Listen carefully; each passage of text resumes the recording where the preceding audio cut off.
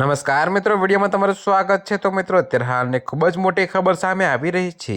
ત્યારે મિત્રો તમને જણાવી દઈએ કે ભાજપનો નેતા દીપેન ભટ્ટ દારૂની હેરાફેરીમાં ઝડપાયો। જી હા મિત્રો, તો અત્યારે હાલની આ ખૂબ જ મોટી ખબર સામે મળી રહી છે। ત્યારે મિત્રો તમને વધુમાં વિગતવાર જણાવી દઈએ કે વડોદરા તાલુકા પોલીસે ભાજપના નેતા દીપેન ભટ્ટને 12.34 લાખ રૂપિયાના વિદેશી દારૂ સાથે ઝડપી પાડ્યો છે। જોકે મિત્રો, ભાયલી ફાટક પાસે વિદેશી દારૂ ભરેલી કારમાંથી આ દારૂ મળી આવ્યો હતો।